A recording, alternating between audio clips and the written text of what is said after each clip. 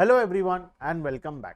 आज के क्लास में हम चैप्टर नंबर 4 जिसका नाम है मेजरमेंट ऑफ नेशनल इनकम हम शुरू करने जा रहे हैं।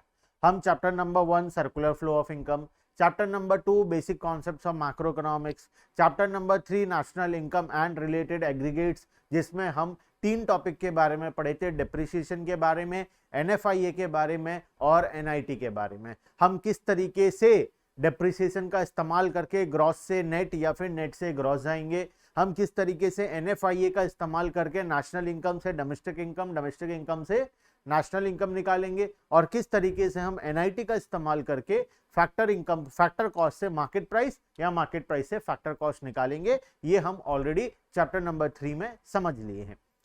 हम चैप्टर नंबर 3 में 2 और कॉन्सेप्ट्स के बारे में समझे थे, डोमेस्टिक इनकम क्या होता है, नेशनल इनकम क्या होता है। Domestic income NDP at FC होता है और national income NNP at FC होता है। हम ये दोनों ऑलरेडी सीख चुके हैं। आज हम 3 मेथड्स के बारे में पढ़ने जा रहे हैं। मेजरमेंट ऑफ नेशनल इनकम हमारा चैप्टर का नाम है।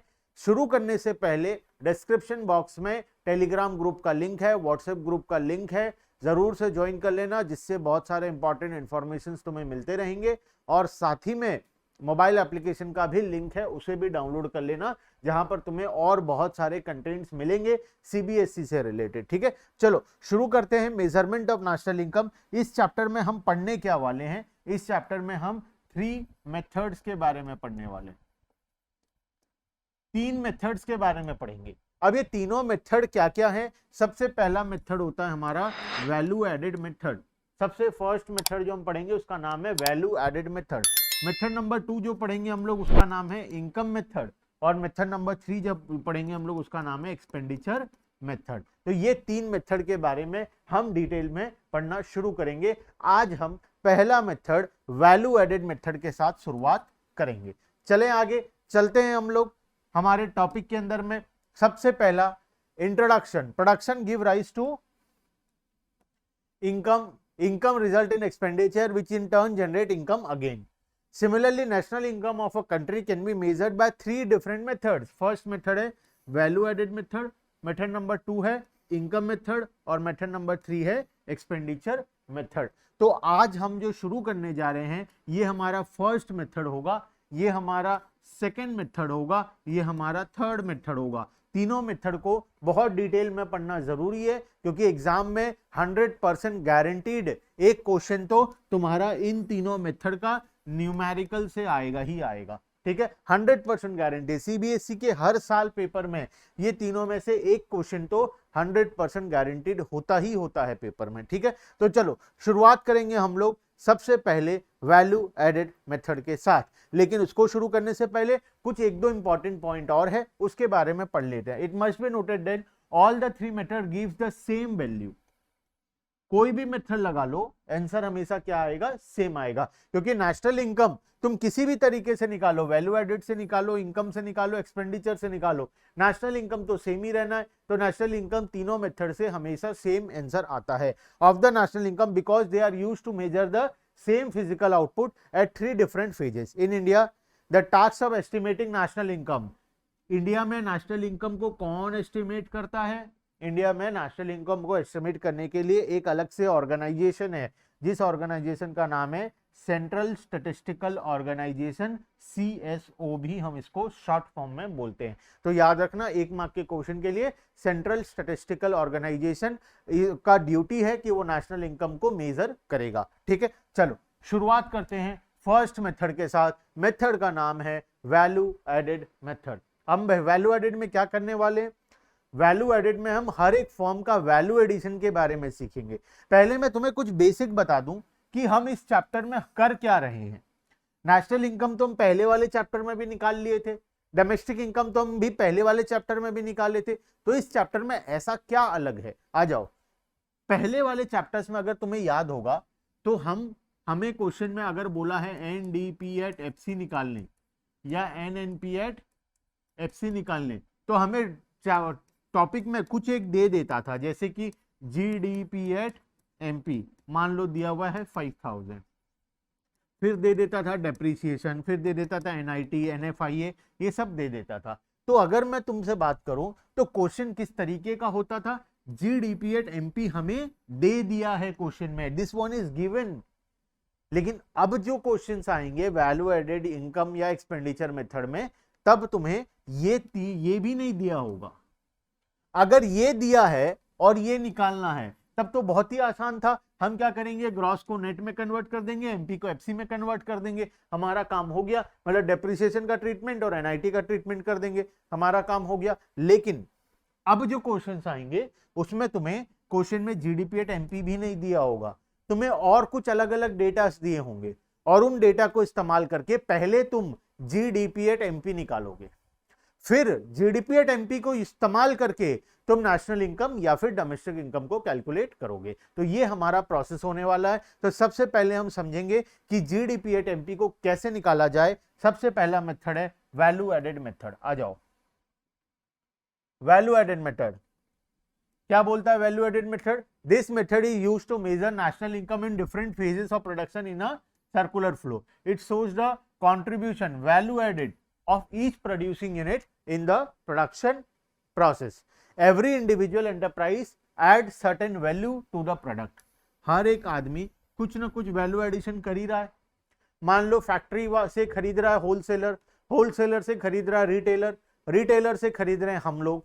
तो मान लेते हैं फैक्ट्री वाला जब होलसेलर को बेचेगा तो कुछ ना कुछ वैल्यू एडिशन करेगा अपनी तरफ से, होलसेलर रिटेलर को बेचेगा तो वो अपनी तरफ से कुछ वैल्यू एडिशन करेगा, रिटेलर जब हमको बेचेगा, मतलब हम फाइनल कंज्यूमर है, हमें जब बेचेगा तो रिटेलर भी अपना कुछ ना कुछ मार्जिन ऐड करेगा, मतलब अपनी तरफ से कुछ वैल्यू एडिशन करेगा।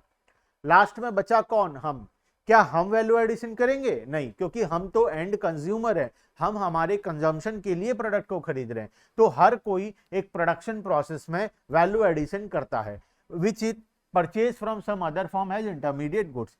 When value added by each and every individual form is summed up, जब सभी के वैल्यू एडिशन को हम टोटल कर देंगे, we get the value of national income। वहां से हमको नेशनल इनकम मिल जाएगा। जितना आसान लिखा है उतना आसान है नहीं, ठीक है। आ जाओ, इजी तरीके से पढ़ेंगे, इस तरीके से पढ़ेंगे कि सारा क्वेश्चन एग्जाम में 100% राइट होना चाहिए। प्रॉपर फॉर्मेटिंग मैं बताऊंगा तुम्हें, जिससे कोई टीचर चाह कर भी तुम्हारा 1 मार्क्स भी नहीं काट पाएगा, ठीक है। आ जाओ, सबसे पहला value added method is also known as product method. पहला, और क्या क्या नाम है वैल्यू एडेड के? पहला नाम है प्रोडक्ट मेथड, दूसरा है इन्वेंट्री मेथड, तीसरा है नेट आउटपुट मेथड, फोर्थ है इंडस्ट्रियल ओरिजिन मेथड, और लास्ट में है कमोडिटी सर्विस मेथड। तो क्या ये पांचों नाम को याद रखना है? यस। तुम्हें याद रखो ना रखो नहीं पता, मुझे उससे कोई लेना देना नहीं है। क्वेश्चन में अगर बोला है calculate national income by commodity service method या बोला इंडस्ट्रियल ओरिजिन मेथड, तो तुम्हें समझ जाना है कि वो किसके बारे में बात कर रहा है, वैल्यू एडेड मेथड के बारे में बात कर रहा है। अगर तुम इतना समझ सकते हो तो बात खत्म, तुम याद नहीं भी रखोगे तो काम हो जाएगा, ठीक है। चलते हैं नेक्स्ट। सबसे पहले concept of value added. Value added method में अब क्या होता है, देखो, वैल्यू एडेड मेथड का जो फॉर्मूला होता है, value added equals to value of output minus intermediate consumption. अब हमें समझना पड़ेगा, हमको वैल्यू एडिशन निकालने के लिए दो चीजों की दरकार पड़ेगी, एक तो है वैल्यू ऑफ आउटपुट की और दूसरा है इंटरमीडिएट कंजम्पशन का। तो जब हम वैल्यू ऑफ आउटपुट को निकालेंगे और इंटरमीडिएट कंजम्पशन को निकालेंगे, दोनों को इस फॉर्मूला में पुट कर देंगे तो हमें क्या मिल जाएगा? Value added by the firm मिल जाएगा। अब वैल्यू ऑफ आउटपुट निकालने का एक अलग से फॉर्मूला है, इंटरमीडिएट कंजम्पशन निकालने का एक अलग से लॉजिक है, ठीक है। आ जाओ, value added refers to addition of value to the raw material intermediate goods by a firm by virtue of its production activities.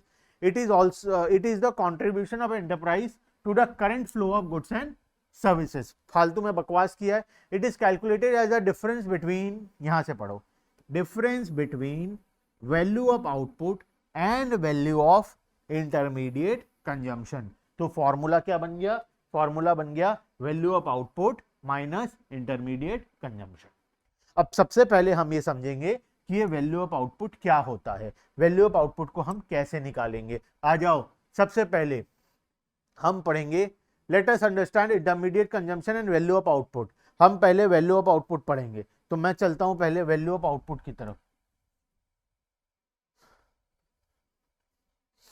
ये तो इंटरमीडिएट कंजम्पशन हो गया, वैल्यू ऑफ आउटपुट, पहले हम वैल्यू ऑफ आउटपुट को समझेंगे, फिर हम पीछे जाकर इंटरमीडिएट कंजम्पशन के बारे में समझेंगे, ठीक है। आ जाओ, value of output refers to market value of all goods and services produced during a period of 1 year. एक साल के अंदर जितना भी गुड्स एंड सर्विसेज प्रोड्यूस होगा उसे हम वैल्यू ऑफ आउटपुट में ले लेंगे। वैल्यू ऑफ आउटपुट का फॉर्मूला क्या होगा? Value of output equals to sales plus change in stock. Sales plus change in stock क्यों किया गया, अब समझते हैं लॉजिक को। आ जाओ, चेंज इन स्टॉक क्या होता है? चेंज इन स्टॉक होता है closing stock minus opening stock. मान लो ये ट्रेडिंग अकाउंट है, इसमें ओपनिंग स्टॉक था, मैं इसमें यूनिट्स बना देता हूं, ठीक है, ये यूनिट वाइज है, ठीक है, मैं दोनों लिख देता हूं, चलो यूनिट एंड प्राइस दोनों लिख देता हूं। ओपनिंग स्टॉक था, मान लो 100 यूनिट था at the rate of 10 rupees, तो प्राइस हो गया 1000। ये यूनिट है और ये प्राइस है, ठीक है, यूनिट है और टोटल वैल्यू है, अमाउंट है ये, ठीक है, अमाउंट कितना है? 1000। परचेज किया या मैन्युफैक्चर किया मैं, और कितना यूनिट? और 500 यूनिट, वही 10 रुपए के प्राइस में मैन्युफैक्चर किया हूं, तो ये हो गया 5000। सेल्स किया, मान लो ये यूनिट्स है, ये अमाउंट है, सेल्स किया मैं, इसमें से मान लेते हैं मैं 400 यूनिट को बेच दिया at the rate of 15 rupees per unit, at the rate of 15 rupees per unit, तो 6000 रुपए का मैं बेच दिया। क्लोजिंग स्टॉक बताओ कितना होगा? क्लोजिंग स्टॉक बताओ कितना होगा? सर आप 100 रुपए, 100 ओपनिंग में था, 500 परचेज किए, 600 हो गया, 400 बेच दिए, तो 200 हुआ ना क्लोजिंग स्टॉक। क्लोजिंग स्टॉक 200 हुआ, तो हम क्या करेंगे? Closing stock 200 at the rate of 10 rupees, 2000 का क्लोजिंग स्टॉक है, तो यहाँ पर ग्रॉस प्रॉफिट आ जाएगा मेरा कितने का? 2000 रुपए का ग्रॉस प्रॉफिट आ जाएगा, ठीक है। तो ये बन गया मेरा ट्रेडिंग अकाउंट। अब हम अगर वैल्यू ऑफ आउटपुट को निकालेंगे तो कैसे निकालेंगे? आउटपुट कितने का हुआ? कितना का सेल्स किए तुम?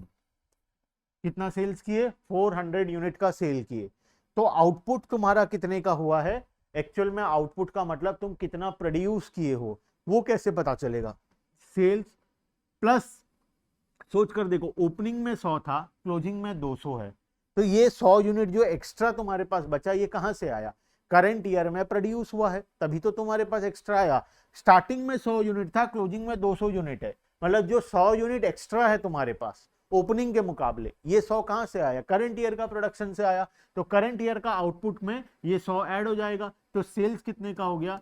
400 का, प्लस चेंज इन स्टॉक कितने का हो गया? 100 का, टोटल आ गया 500। बात समझ में आया? तो आउटपुट हम निकालते हैं, आउटपुट, वैल्यू ऑफ आउटपुट निकालने का फॉर्मूला बन गया sales plus change in stock. हम दोनों को लेंगे, चेंज इन स्टॉक क्या होता है? Closing stock minus opening stock, ठीक है बात। चलें आगे, तो हमें वैल्यू ऑफ आउटपुट तो निकालना आ गया है, लेकिन कुछ चीजों को ध्यान में रखेंगे हम लोग और भी वैल्यू ऑफ आउटपुट से रिलेटेड। आ जाओ पढ़ते हैं पहले, how to measure value of output. When the entire output is sold in one accounting year, then the value of output equals to sales. When the entire output is not sold, अगर पूरा amount हम नहीं बेचेंगे, पूरा quantity को अगर हम cell नहीं किए हैं एक ही ईयर में, then the unsold stock, unsold stock मतलब change in stock, closing stock minus opening stock is added to the value of sales. Unsold stock is the excess of closing stock over opening stock and is termed as change in stock. तो value of output का formula हो गया sales plus change in stock. Normally हम लोग इस तरीके से calculate करेंगे। चलते हैं आगे, one more way to calculate value of output. हम कैसे निकालेंगे? Quantity into price plus change in stock. इसको हम नहीं पढ़ते क्योंकि ये किसी भी क्वेश्चन में इसका डेटा नहीं दिया हुआ होता, देखना चाहते हो तो देख लो, बकवास किया है वही चीज है। क्वांटिटी इनटू प्राइस क्या होगा? ये सेल्स ही होगा, प्लस चेंज इन स्टॉक, वही चीज को लिखा हुआ है। For example, if a firm manufacture 1000 pair of shoes annually and sells them at the rate of 500 per pair, assuming changing stock is nil, then value of output equals to 1000 into 500। ये बच्चों को भी पता है, ठीक है, तो इसमें अननेसेसरी टाइम वेस्ट करके फायदा नहीं है। आ जाओ, exports are not separately included. अब यहां से लॉजिक शुरू होता है, यहां से ध्यान से समझना। मैं कुछ इंपॉर्टेंट पॉइंट्स के बारे में तुम्हें बताऊंगा जो कि समझना बहुत ज्यादा जरूरी है, ठीक है। अगर हमें क्वेश्चन में क्या लिखा है तो किसे ऐड करना है क्या, देखो जो आउटपुट होता है ये दो होता है, सेल्स और चेंज इन स्टॉक, ठीक है। खाली सेल्स लिखा है, चेंज इन स्टॉक में तो कोई दिक्कत नहीं है। सेल्स अब दो प्रकार से होता है, एक होता है डोमेस्टिक सेल्स और दूसरा होता है एक्सपोर्ट। अगर क्वेश्चन में डोमेस्टिक सेल्स और एक्सपोर्ट अलग अलग दिया है तो हम दोनों को क्या करेंगे, प्लस करेंगे तो क्या निकल जाएगा, सेल्स निकल जाएगा। अगर क्वेश्चन में डायरेक्टली सेल्स लिखा हुआ है इसका मतलब ये दोनों ऑलरेडी मिलाकर तुम्हें दिया हुआ है। तो अलग से अगर एक्सपोर्ट भी दिया है तो हम उसे फिर से ऐड नहीं करेंगे। मतलब क्वेश्चन में तुम्हें सेल्स दिया हुआ है और एक्सपोर्ट दिया हुआ है, तो ये जो सेल्स है ये टोटल सेल्स है, इसके अंदर domestic sales plus export sales दोनों आ चुका है। ठीक है, सेल्स का दो हिस्सा है, एक डोमेस्टिक है दूसरा एक्सपोर्ट है। अगर सेल्स लिखा है क्वेश्चन में इसका मतलब दोनों ऑलरेडी इंक्लूडेड है। अगर खाली डोमेस्टिक लिखा है तो एक्सपोर्ट अलग से तुम्हें ऐड करना पड़ेगा, खाली एक्सपोर्ट लिखा है तो डोमेस्टिक तुम्हें अलग से ऐड करना पड़ेगा। लेकिन अगर सेल्स लिख दिया है इसका मतलब तुम्हें दोनों ऑलरेडी इंक्लूड करके दिया हुआ है, फिर से इंक्लूड मत करना, डबल काउंटिंग होगा, आंसर गलत हो जाएगा। बात समझ में आई? यस। चलो, तो यही लॉजिक बस समझाना था और कुछ भी नहीं था। अगर आउटपुट का दो चीज होता है, sales plus change in stock. Sales दो प्रकार के होते हैं, like import export are also not separately included in the value of output if sales are given and domestic sales are not specifically mentioned. अगर क्वेश्चन में खाली sales लिखा है तो हम लोग एक्सपोर्ट को अलग से ऐड नहीं करेंगे, हम मानकर चलेंगे कि सेल्स के अंदर एक्सपोर्ट का वैल्यू ऑलरेडी इंक्लूडेड है। ठीक है, लेकिन अगर डोमेस्टिक सेल्स दिया हुआ है इसका मतलब हमें एक्सपोर्ट को अलग से ऐड करना पड़ेगा। In case of an open economy sales include both domestic sales and export. Let us understand this. सबसे पहले calculate the value of output. Sales दिया हुआ है 2000, एक्सपोर्ट दिया हुआ है 400। बताओ वैल्यू ऑफ आउटपुट। जो भी नालायक सोच रहा है 2400 होगा वो गलत है, क्योंकि सेल्स दिया है, सेल्स अगर 2000 दिया है इसका मतलब इसके अंदर डोमेस्टिक प्लस एक्सपोर्ट दोनों ऑलरेडी इंक्लूडेड है, तो वैल्यू ऑफ आउटपुट हो जाएगा वही 2000 रुपीज जो सेल्स का वैल्यू है। क्वेश्चन नंबर 2, डोमेस्टिक सेल्स दिया है तो एक्सपोर्ट को अलग से ऐड करना पड़ेगा, तो 700 प्लस 200 इक्वल्स टू 900। मेरे हिसाब से कॉन्सेप्ट पूरा क्लियर होगा कि आउटपुट कैसे निकालना है, वैल्यू ऑफ आउटपुट। अब हम नेक्स्ट चलेंगे, ये नहीं, नेक्स्ट चलेंगे इंटरमीडिएट। बैक चलते हैं, इंटरमीडिएट गुड्स को कैलकुलेट करेंगे। ठीक है, इंटरमीडिएट गुड्स, आ जाओ। Intermediate goods, what is intermediate consumption? Intermediate goods या इंटरमीडिएट कंजम्पशन क्या होता है? हम फॉर्मूला क्या पढ़े थे, आउटपुट माइनस इंटरमीडिएट कंजम्पशन। अब ये इंटरमीडिएट कंजम्पशन क्या होता है? Intermediate consumption refers to expenditure incurred by a production unit on purchasing those goods and services from other production unit which are meant for resale, और जिसको हम resale के लिए खरीदे हैं, पहला पॉइंट, और for using up completely during the same year. Example wheat, soil, crude, steel, sugar, etc. Final consumption. Final consumption refers to expenditure on goods and service meant for final consumption and investment. Money spent on food, electricity bill, phone bill, bus fare, etc. ये सब आ जाता है हमारा final consumption का part. Imports are not separately included. अब again मैं वही चीज तुम्हें बताने जा रहा हूं, फिर से एक लॉजिक कॉन्सेप्ट को समझ लो। इंटरमीडिएट कंजम्पशन, इसका भी दो पार्ट होता है, एक होता है डोमेस्टिक परचेज और दूसरा होता है इंपोर्ट। अगर क्वेश्चन में खाली तुम्हें दे दिया है इंटरमीडिएट कंजम्पशन, इसका मतलब उसमें दोनों ऑलरेडी इंक्लूडेड है। अगर वर्ड डोमेस्टिक यूज किया है तभी तुम अलग से इंपोर्ट को ऐड करोगे। अगर वर्ड डोमेस्टिक यूज नहीं किया है तो इंपोर्ट को अलग से ऐड नहीं करना है, मानकर चलेंगे कि वो ऑलरेडी उसके अंदर में इंक्लूडेड है। जैसे हम अभी जस्ट एक्सपोर्ट के बारे में पढ़े, सेम तरीके से हमको करना है। If value of intermediate consumption is given then imports are not included separately as import are already included in the value of intermediate consumption. However, if domestic purchase are specifically mentioned, अगर specifically mention किया है question में कि domestic purchase है, तब हम import को अलग से ऐड करेंगे, then import will also be included. तीन क्वेश्चंस है, तीनों क्वेश्चन को फटाफट से सॉल्व करेंगे। ठीक है, चलो सबसे पहला क्वेश्चन, इंटरमीडिएट कंजम्पशन दिया हुआ है 1200 और इंपोर्ट दिया है 300। क्या करें, जिन नालायक बच्चों को लग रहा है कि 1200 प्लस 300 1500 होगा, वो गलत है, क्योंकि हमें इंटरमीडिएट कंजम्पशन दिया हुआ है, डोमेस्टिक वर्ड यूज नहीं किया है, तो टोटल कितना हो जाएगा 1200 ही रहेगा, 300 को हम अलग से इंक्लूड नहीं करेंगे। Purchase of raw material from domestic firm, देखो क्लियरली लिखा है डोमेस्टिक फर्म से 500 का खरीदे, इंपोर्ट 100, तो टोटल कितना हो गया 500 plus 100 equals to 600। Purchase of raw material 1000, import 200। बताओ रॉ मटेरियल 1000 का खरीदे, क्या डोमेस्टिक वर्ड यूज किया है? नहीं किया है, इसका मतलब ये टोटल है। इंपोर्ट ऑफ रॉ मटेरियल अलग से दिया हुआ है 200, लेकिन हम मानकर चलेंगे कि वो इसके अंदर में इंक्लूडेड है, और आंसर हो जाएगा 1000, बिकॉज इंपोर्ट इसके अंदर ऑलरेडी इंक्लूडेड है, ऐसा हम मानकर चलेंगे। ठीक है, क्लियर है बात? Yes.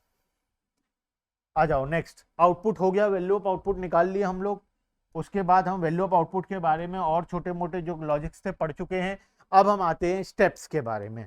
Steps in calculation of national income via value added method. हम वैल्यू एडेड मेथड से स्टेप्स सीखेंगे, क्या क्या स्टेप्स होने वाले। सबसे पहला काम तो सभी प्रोडक्शन यूनिट को अलग अलग क्लासिफाई कर लो। अगर फैक्ट्री वाला होलसेलर को बेच रहा है, होलसेलर रिटेलर को बेच रहा है, तो रिटेलर कस्टमर को बेच रहा है, तो फैक्ट्री का वैल्यू एडिशन अलग निकालेंगे, होलसेलर का वैल्यू एडिशन अलग निकालेंगे, और रिटेलर का वैल्यू एडिशन हम अलग से निकालेंगे। ठीक है, identify and classify the production unit. The first step is to identify and classify all the producing enterprise of an economy into primary, secondary and tertiary sectors. उसके बाद estimate GDP at MP। GDP at MP कैसे निकालेंगे हम?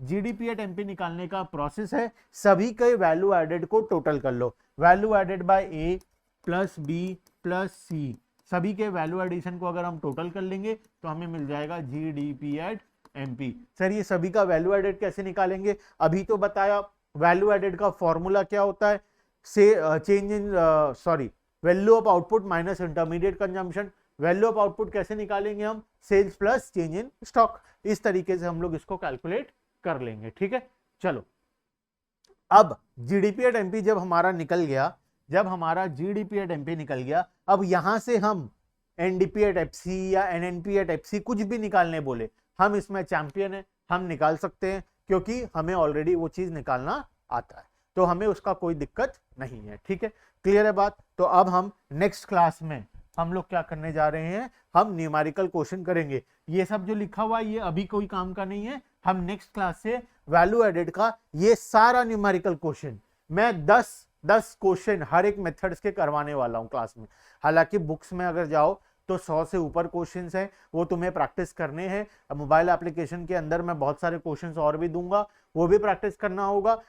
अभी फिलहाल class में मैं हर method के 10-10 क्वेश्चंस करवाने जा रहा हूं तुम्हें। नेशनल इनकम के सबसे परफेक्ट 10 एग्जांपल्स, परफेक्ट 10 क्वेश्चंस, जिससे तुम्हें पूरा वैल्यू एडेड मेथड अच्छे से समझ में आ जाए, ये मैं नेक्स्ट क्लास में तुम्हें करवाऊंगा। ठीक है, तो आज के लिए हम यहीं पर स्टॉप करते हैं। Bye bye everyone and thank you.